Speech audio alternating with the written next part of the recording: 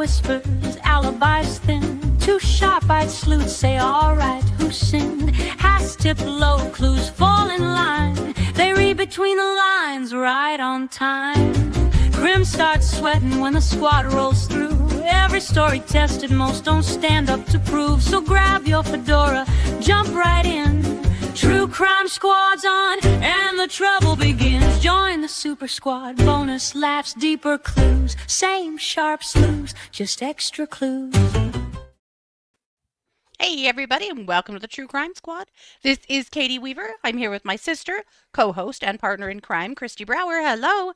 Hello. Hey, everybody. How's it going? It's going great. Wonderful. It's the end of the week for me, which is awesome. Love it. Yeah. Me too. I know. And I never know what to do with myself on Friday. I know. Usually ends up being true crime I do. anyway. I do. I'm getting my nails done tomorrow, so yeah. Oh, well, we'll take it. Looking at myself in the, this is like the mirror here in the camera going, you gotta cut your hair. My bangs are getting long. Oh, well. It's fine. It is fine. Don't look. You'll be fine. It's all fine. We are, I had cleared out a portion of my office to bring the pottery studio into my office because it's really just been in the dining room for months and I hate it. It's driving me crazy. So, it's going to be in here, and we just bought shelving and brackets and stuff so we can put shelving up in here to really put things away and make it more of a permanent space. And so I'm super excited. So that's probably me tomorrow. It's just nice getting my studio set up a little bit better. So yeah, that's kind of good stuff. Quit touching it.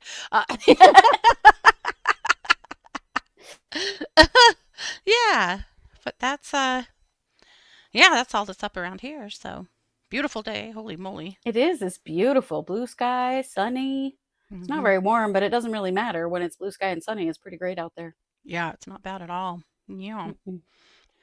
Well, we've got all kinds of, we've got two really interesting segments for you today. So, Kristi, you're going to kick us off. Yes, I am. That is a crimes against women case. Yeah.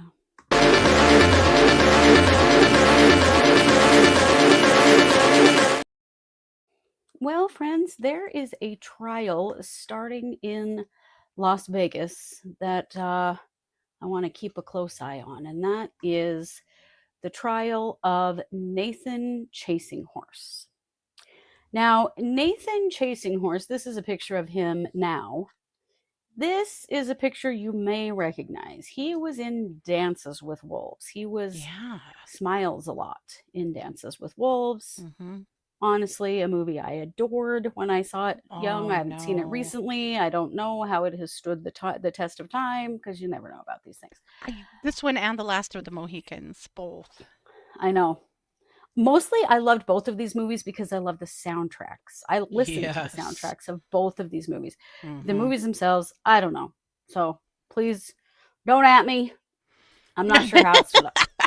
However, what did not stand the test of time is this dude right here, Nathan Chasing Horse. Nathan's trial has begun this week. He's charged with 21 counts of sexual exploitation and sexual abuse because, guys, Nathan started a cult. And when I first read about it, I was like, oh no, this is like Native American spirituality. I don't want to disrespect that. And then I read what Nathan was doing with it, and I went, oh no, this is just the same as all the others. So let me tell you a little bit about what's going on here. So before 2022, which is when the investigation into him started, he, after being famous from Dances with Wolves, he built a reputation traveling as a self-described Lakota medicine man, doing ceremonies and spiritual healing work all across the US and Canada. This is the thing. He has charges in Canada. He has charges in the US. Some are state and some are federal. He's got charges all over. And unfortunately, because he was well known, that helped him to attract some followers into his group known as the Circle. In 2015, he was banished from the Fort Peck Reservation in Montana due to allegations of human trafficking, sexual abuse, drug dealing, and intimidation that was tied to his spiritual work. Mm-hmm. Yikes. Sound familiar like every other cult leader? Mm-hmm. Yes, it does. In October of Yep. 2022, police received a tip that got them started into investigating possible abuse in his group known as the Circle. On January 31st of 2023, his house was raided in North Las Vegas. They had a search warrant. They found firearms, drugs, cell phones, and videos allegedly showing sexual activity with minors. So, same shit, different cult. Yep. He was taken into custody and held on charges that included sexual assault, sex trafficking, and child abuse. So, in February of 2023, a Nevada grand jury indicted him on 19 felony counts tied to sex crimes in Nevada. At that point, prosecutors were describing him as the leader of the Circle and alleging that he used his spiritual role to manipulate and abuse Indigenous women and girls, some as young as 13. God Wow. damn it. Mm-hmm. He pleaded not guilty in March of 2023. At that point, federal charges had also been filed, including possession of child pornography and sexual exploitation of children, due to recordings that they found in their search. So, bottom line, these men are all the same. There were a lot of legal battles in his case between 2023 and 2024. His defense team repeatedly sought the dismissal of the Nevada indictment. And in September of 2024, the Nevada Supreme Court actually tossed the original indictment because the prosecution improperly instructed the grand jury on what grooming meant and withheld some exculpatory material. But the Supreme Court did allow prosecutors to refile using the correct information. Mm-hmm. And so that did happen in October of 2024. They refiled felony charges in Nevada. This kills me. This time, 21 counts. So they actually added 2 counts at this point, including the added allegations that he recorded himself having sex with a child younger than 14. That child, by the way, was 13, and the spirits told him she was supposed to be one of his wives. By the way, he's been taking a bunch of wives. Oh, they all do that, right? Underage ones, of course, good Lord. as well as of age ones. And this child's parents were members of the Circle, and they gave her to him because he's the Gave leader. her. God He's damn talking it. to the spirits. Like it doesn't matter what your belief system is. This shit is the same everywhere. Everywhere. So his trial began this week. They're in voir dire right now. This is a pretty challenging voir dire, apparently. The jury selection is expected to carry on into next week. Ooh. Because this is a pretty well-known guy. Mm-hmm. And apparently this has been a pretty well-known case. So it's going to take some work to get an impartial jury for his trial. Wow. Here are some things that the indictment alleges. So in the indictment, they call the Circle a cult-like spiritual group that was used as a vehicle to exploit women and girls over roughly 2 decades. Same shit, different century. The core allegations against him are multiple alleged victims say he sexually assaulted them under the guise of spiritual healing. Mm-hmm. One victim told the grand jury she was 14 years old when he told her giving up her virginity would heal her dying mother. Oh my God. Yeah. Prison forever just for that. Right. Charges against him include sexual intercourse with minors and related offenses. Also, first-degree kidnapping of a minor. Prosecutors allege he kept at least one minor from leaving his control. Use of a minor in producing child pornography. Prosecutors say some videotapes found on phones, videotapes, what am I saying? Videos found on phones stored in his home show sexual activity with a child. Oh. So, this asshole recorded it as well. Mhm. As they're so, like, it's just a Want to cookie do. cutter situation. Like, Yeah. you can just overlay this story on so many men, okay? Mhm. Let's just get real with this stuff. Oh my If some guy gosh. tells you he's talking to God and God says you have to have sex with him, he is leading a cult. Yeah. You're in a cult and you need to get the Mhm. hell out, okay? Yep. It's not true. It's never true. None of these people, I mean, come on, we grew up Mormon, okay? Joseph Smith started the Mormon church exactly the same way. Like this. Yep. Yeah. And it is still happening, and people are still falling for this shit. None of them are prophets.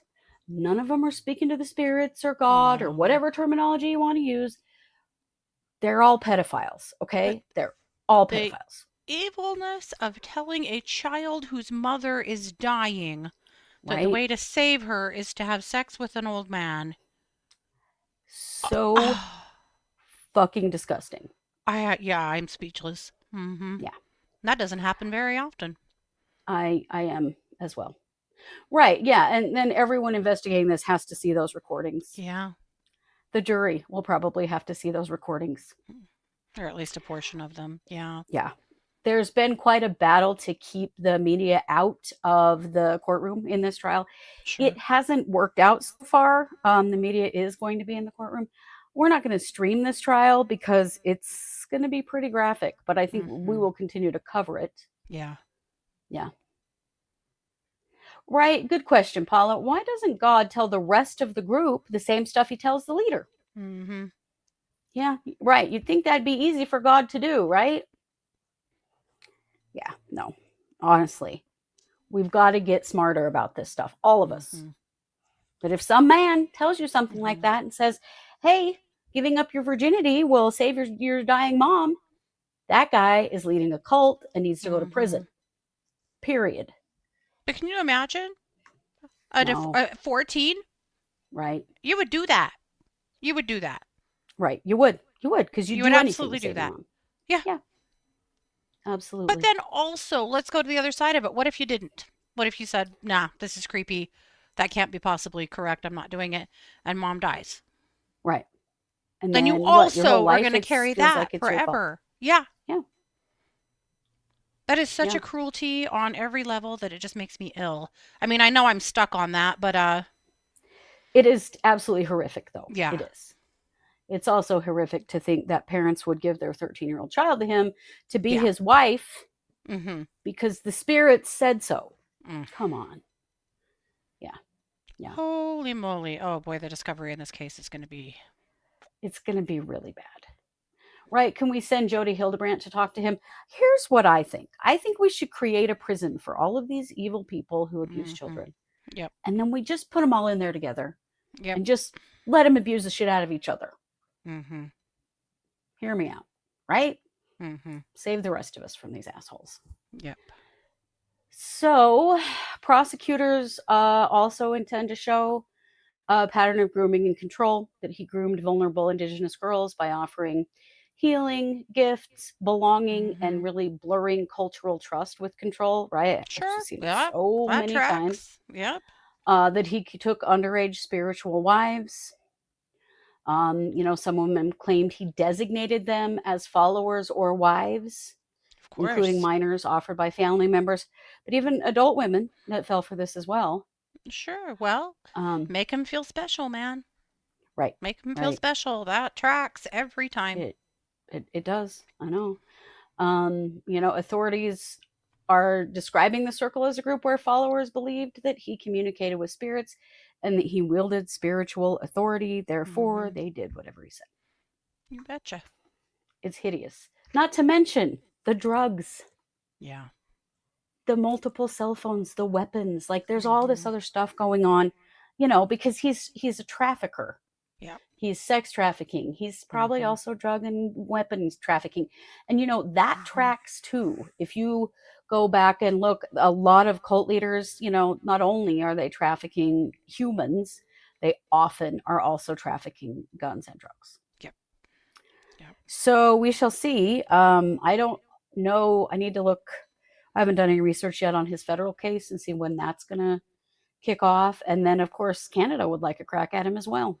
Yeah, they should get one. So I'm going to just guess that this guy's not ever getting out of jail.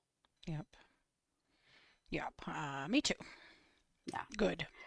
So we will keep an eye on this trial. I'll let you know when it gets started, and we'll share the opening statements, and we'll kind of update as we go through.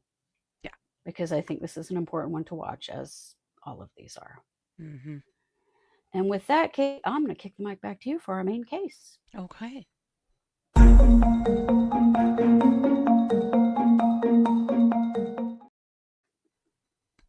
I have got a really interesting case for us today. I learned some things, and you guys, some of you may know these things, and I'm just a small town kid that didn't, but maybe you don't. So we're going to go to Philadelphia today. Okay. So there has been, in the last 3 months, 3 shootings that resulted in 3 deaths and 1 serious injury of tow truck drivers and a spotter for a tow company. It's called 448 Towing. And authorities are now saying that they believe that this is an indication that perhaps there is a towing turf war brewing in Philly. Whoa. So I knew a little bit about this because there was a situation here in Rexburg, believe it or not, with a tow company that was bellying up to police and basically, you know, go ahead and send them my way, and I'm not saying there was like bribery involved, but there could have been, or it was just friendship. But what's Mm-hmm. happening, and this happens across the country, so don't think this is just, one place. This happens a lot, but essentially what's happening is obviously there's quite a lot of money to be made in towing and in Mm-hmm. in storing vehicles and things like that. So, and yes, towing companies are frequently, especially in big cities, associated with organized crime, motorcycle clubs, which may not be criminals at all, but with organized operations. Okay, Mm-hmm. so basically, what happens is that when there's an accident, if a tow truck hasn't been called or preferred by somebody who was in the accident, which how often when you're in a wreck do you say, oh, you have to call these guys, right? Right. You may not. A lot Right. of people probably don't have a preferred towing company unless you have a brother-in-law Mm. or, something that does Yeah. such a thing. But so the police just go, okay, well, we'll just call you a tow truck. So who do they call? Because there's a lot of money associated with this. So a lot of communities just have kind of a rotating list of who they call. And apparently in larger cities, particularly we're going to talk about Philadelphia mostly today, it has become a turf thing. And it did kind of back in 2010. This started to come to a head in Philadelphia when there was a bunch of corruption that was busted at that time.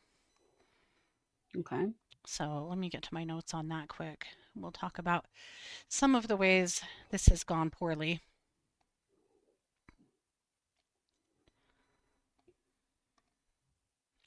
So in 2011 to 2013, there was a federal bribery case.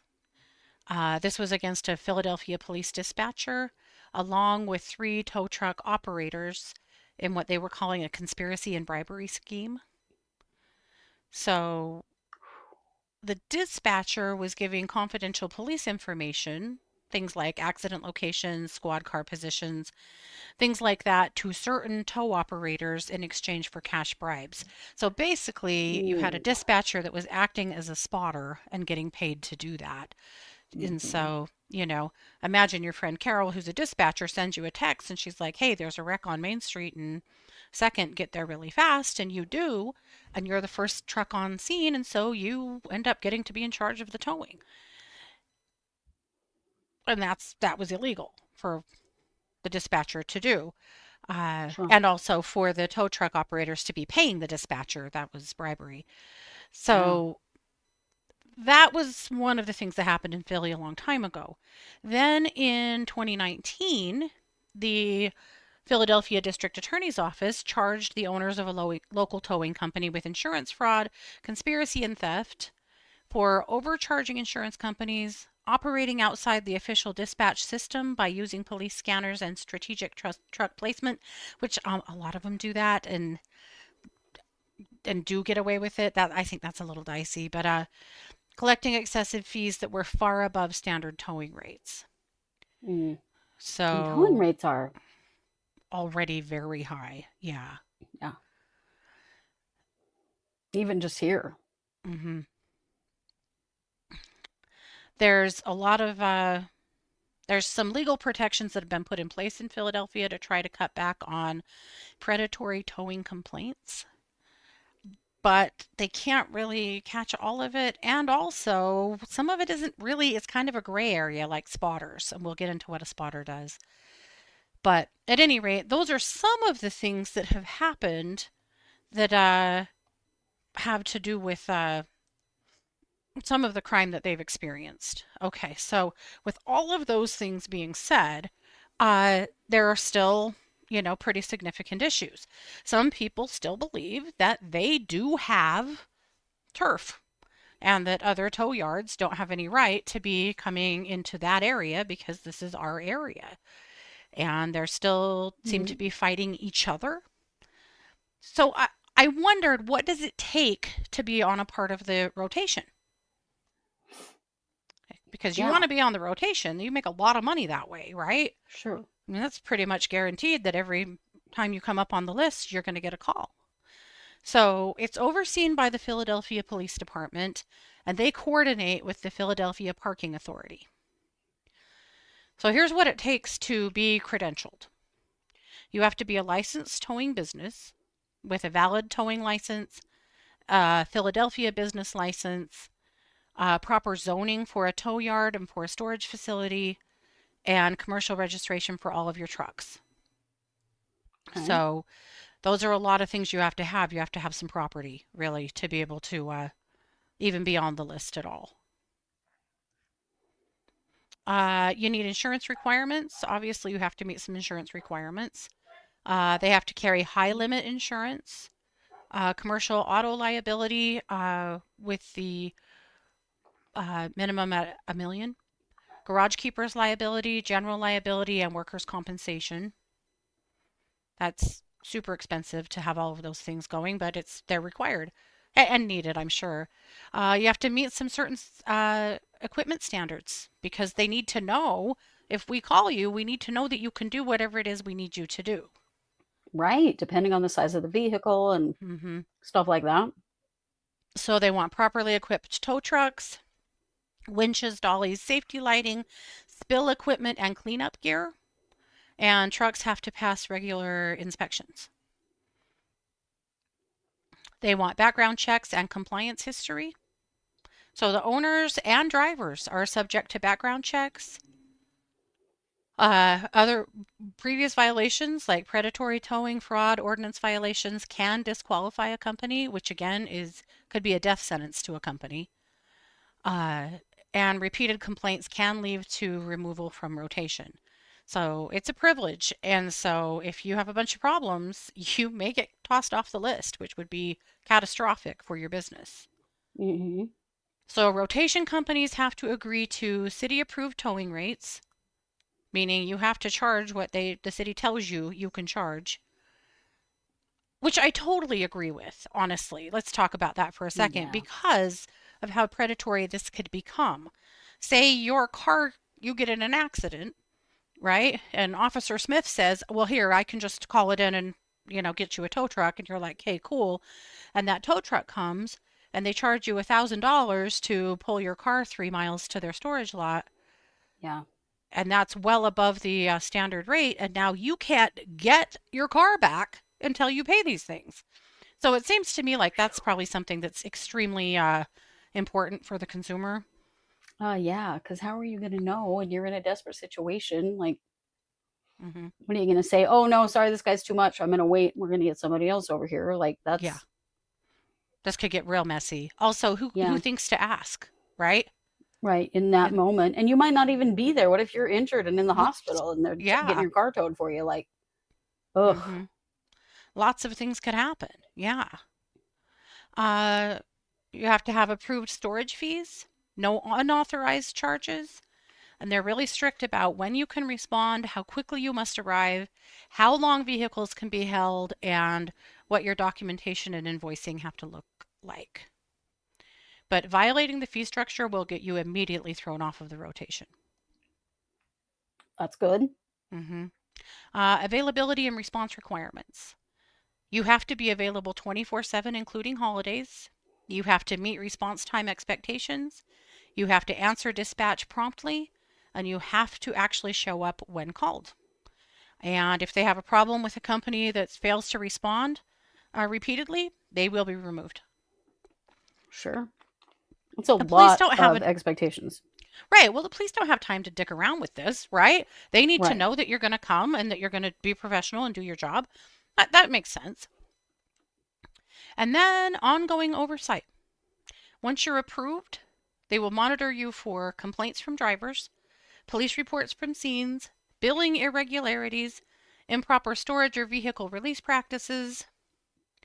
And again, your rotation status could be suspended, revoked, or potentially reinstated later after some kind of a fine period, if it's called for.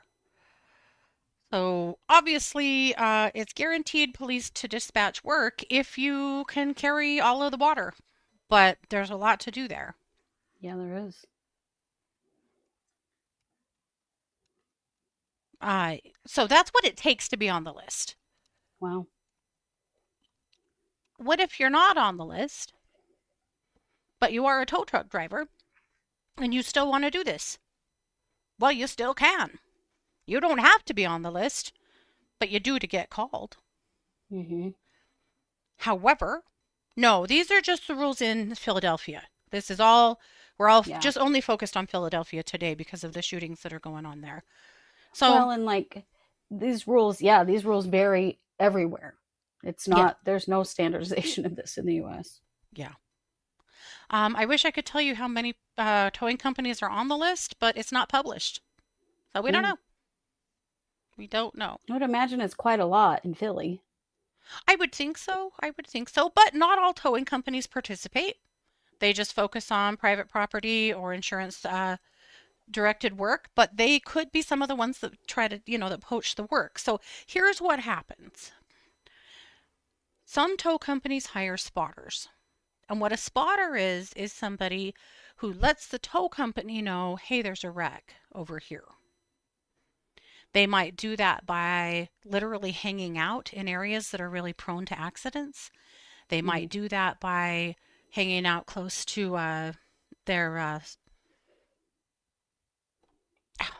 good Lord, the thing you listen to, their radio to listen to Yeah, the listening to police, dispatch. yeah, the dispatch stuff, and calling up the tow company and saying, hey, there's a wreck over here, get there quick. Uh, some spotters, and it depends on the community, but some spotters do, they're the first one on scene, or they try to be. Oh wow. So say I'm listening to my radio and I hear that there's an accident 2 blocks from me. I'm going to maybe hop in my car and head over there quickly and get to the people in the accident before the police get there and hand them my business card and say, or the card to the tow company I work for and say, hey, looks like you're going to need a tow. Can I help you out? Can we get them, can we give them a call? So if that happens, Hmm. then the police don't call the rotation Right. because they don't need to. Because Yeah. again, it really is up to the driver, at least in Yeah. Philly, if who, actually comes. So there's kind of it is a gray area because spotters can't be, they have to be careful that they're not appearing as though they're an authority of any sort. Mm-hmm. So there's definitely a line there that could be crossed as far as spotters are concerned. But, in larger cities like this, I think also they get pretty accustomed to certain areas where there's a lot of accidents, Mm-hmm. particularly like during certain periods of time during the day, and you've just got people around. So, what does a spotter make? Well, that depends on the tow company, but what I'm reading is they can make up to 25% of the tow fee. Wow. So there's a lot of money. There could be a lot Mm-hmm. of money to be made in Yeah. doing that. Especially if it was a side hustle and you've got another job and just on the weekends you do this thing. And again, not all tow companies have spotters. Not all communities allow tow companies to have spotters. However, they might not know, too. You could easily have people that are just paying attention to what's going on the feed and stuff and sending people over. The other thing is on Google Maps. When people mark that there was an accident, if you're Yeah. paying attention to that area, you might be able to see that and get your tow company there first. Sure.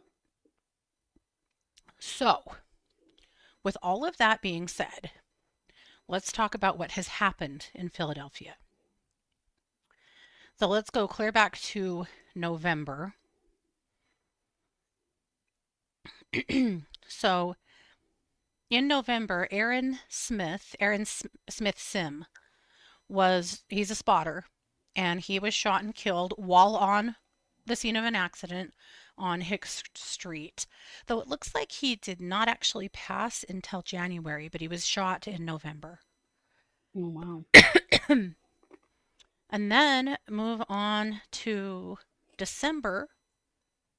And let me go back that Aaron Smith Sim worked for or was connected to 448 Towing. So that was the first one. Okay. In December, David Garcia Morales, and David is a tow truck driver and was shot and killed in his truck on Torresdale Avenue. He also worked for 448 Towing. Boy. And then on Sunday night last week, Aaron Whitfield also was shot and killed while in his tow truck on a job on the 2100 block of North Street in Northeast Philadelphia. He also had a 21-year-old passenger with him who was shot and injured. Oh.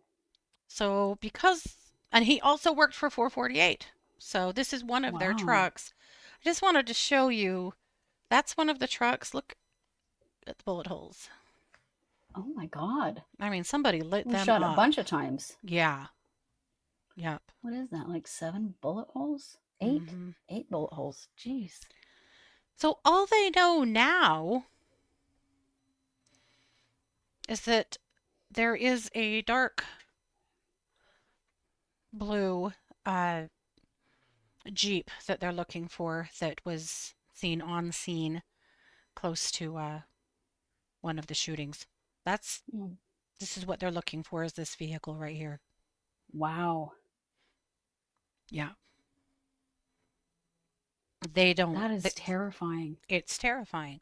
So now the police are saying, okay, all three from the same. All right, maybe we're looking at a turf war here. Maybe that's what's really happening. Right? So, my gosh, I would be so afraid if I had a family member that worked in towing in Philadelphia right now. So I did a Right? little more digging because I was like, this feels like organized crime. Yeah, it Um, does. there's no proof that the towing industry in Philly is directly tied to organized crime, but there's no proof that it's not. So we don't know. Okay. The authorities are being super careful not to say that, but they Sure. are saying that they think that there is a turf war that's brewing here that they're really keeping an eye on. Yeah. So very sad for the families of the Yeah. victims. I mean, these guys are That's just out there trying to terrible. do their jobs, whether that you're the Yeah. spotter or the driver or whatnot. Everybody's got to pay their rent, right? Everybody's got to make some money. So Well, we don't and know if this could be what's retaliation. 448? Yeah, like have they been up to poaching or whatever? And Well, they did have a spotter, which tells you that they're aggressive, right? Yeah. In finding Mm-hmm. rides. So, I mean, there's Yeah. that or tows, but so that's what the police are saying. Is this retaliation for something that another company thinks was done to them? Is this an ongoing feud? Uh, there is a listed owner to 448 that the news is several news agencies now have said that they've reached out to, but they haven't received an answer or a comment from. I Mm. mean, what's happening within this company? Can you imagine the turmoil right now? Right. They might be feeling super unsafe right now. Yeah, And what yeah, else might be going on here? right. You know? Also, I guess there's always a chance that this was like has nothing to do with the turf war, but maybe a disgruntled past employee or, you know, Right. I mean, maybe it's someone could be nothing at using all. the idea of a turf war as a smokescreen. That's possible too. Yeah, I mean, But it is anything. scary to think that they're all the same company. And it's all shootings and it's all while they're working. Yeah.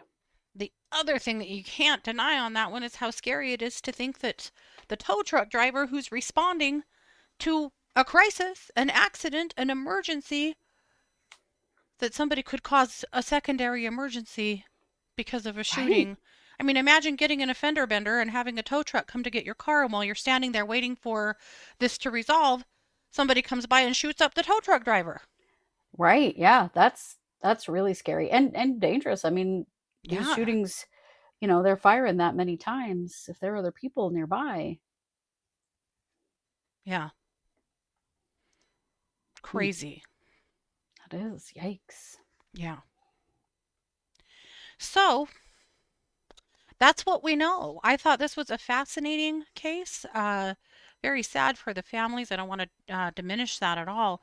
But I learned a No. lot studying this case today, and I thought this might be some things that you guys would be interested in knowing and understanding as well. So I'm going Yeah, to I stick had it no up on my idea. radar so that we can keep an eye on it. I certainly hope there's no more of this in Philly or anywhere, but Yeah. this is getting a little scary. 3 in 3 months. Yeah. That is And way three scary. families now that have buried a son, a friend, a dad, a coworker, a brother Several people in the over chat have towing. over towing. Several people in the chat have mentioned that there are like turf wars and that kind of thing in their areas as well, and that various ways, authorities have tried to set up things to prevent this in various hmm ways, but I don't know that it's entirely possible because these are private businesses. hmm Years ago, we got in a car accident on the Ashton Hill. If you don't live here, that doesn't mean anything to you. But if you do, you're going, oh shit, Hmm. because that's not a place where you can get in an accident and really get off the road or anything. And we were Hmm. pulling this was awful, but we were pulling our camper, our fifth wheel, with my father-in-law's pickup. Oh yes. This is one of those don't ever borrow other people's shit because you just know something will go wrong.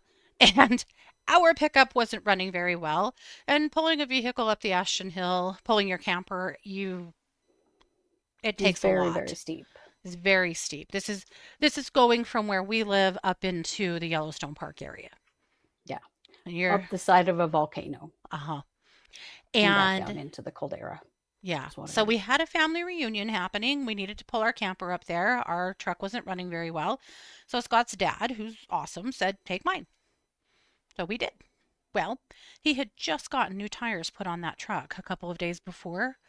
And as we're driving up the hill, I hear a bang and look out the window and see one of our tires leaving. Oh my God. Just hmm Fell headed off the down, truck. back down the hill. Yeah. Holy hell. So obviously we pull over and the tire had muffed up the side of the truck. Like it was awful, you guys. It was so awful. Scott And made me call him. scary. Anyway, so we're sitting there waiting for Scott's dad to get there. Scott's dad stops at the place in his town in St. Anthony that's just at the bottom of the hill, basically, because to say, yeah, these tires just fell off the truck. So that's a tire company. They're a tow company. So he wants them to come tow this truck back and fix this and take care of it because he thinks it's their fault. And they did actually take responsibility. But in the meantime, a tow truck that we did not call showed up and acted like he had the authority to tow. And we were like, no, we're waiting for Les Schwab or somebody. We're waiting for these guys. And he's like, no, we got to get you off the hill right now. We got to get you off the hill right now. I'll just go ahead and take it. I'll just go ahead and take it. Your insurance will pay for it anyway. And he was super high pressure. And I was so confused. And we're like, no, literally, we've already called these guys. They just put these tires on, blah, blah, blah. And he tried his damnedest to make us let him tow us. Wow. And yeah, it was really weird. And at the time I was like, why is and he tried to make it sound like the police were saying that he had to. We have to get you off the hill. So finally my husband said to the cop, he's like, we're waiting for a tow truck. Like, we have to let him tow us. And he was like, no, you can have your own truck. But he was determined to make us let him tow us, or to trick us into thinking that he had to be the one to tow us. It was crazy. I've never seen anything like it. The way he tried to bully my husband was really something. And you don't really bully my husband. But no, that would be a poor choice on that guy's part. At that point, we would have stayed there all damn night before he was the one that towed us anywhere. Yes, but at any rate, of a pest control salesman recently that came to your house. Yeah, don't try that. At any rate, to me, like that's what I was thinking about when I read this article about when that happened and how weird it was to me. I get it. I'm understanding. Yeah. Yeah. So, wow. That's what we know. That's just crazy scary. It is. And you've just got guys that are trying to feed their families. God, they were all in their 20s, all three of them. Yeah. Just young men that are just trying to live. They're not the bigwigs making the decisions. They're just guys driving the trucks. Yeah, they're just... Jesus. Just trying to work. Actually, I take that back. One of them was in his 20s. I don't know on the other two. Sorry, I don't want to be incorrect on that. But yeah, these are just people that are trying to work, you know? The one guy shot and killed in his truck, and he had a 21-year-old girl with him. Wife, girlfriend, sister, daughter, who knows? But she was also hurt and watched him be shot and killed. Yeah. Damn. So, we'll keep an eye on it. I don't need to keep beleaguering this point, but we'll keep an eye on it. We'll let you know if anything else comes up or what we learn from this long term. So that's it. That is what we have for this week. Wow. Seems like this week has run past us. It has. It's been, we've given you plenty to think about, that's for sure. Yeah, there's been a lot this week, but also just, I just feel like this whole week it's gone quickly. Yeah. Yeah. Alrighty. Well, you guys take good care of yourselves. Do something fun. Do something creative. Touch grass if you have it. Breathe fresh air. We still have green grass. Yeah, we do. It's really weird. Go get Dutch. Whatever you need. But take good care of yourselves. A lot of good things happening in the world. And it's, you know, on this show, because of the nature of it, we don't focus on the good things happening in the world most of the time. But that's your job. Go find them. They're out there. Celebrate them. Yep. And we'll keep an eye on them, honestly. It's probably you that are the great things that are happening in this world. Yep. But we'll keep an eye on everything else that's going on, and we'll see you on Monday at 6 p.m. Mountain Time for our next episode. Please like, share, follow, comment. That helps us a lot. We appreciate it very much. This has been yet another production of the True Crime Squad. Bye, everybody. Join the Super Squad, bonus laughs, deeper clues, same sharp slews, just extra clues.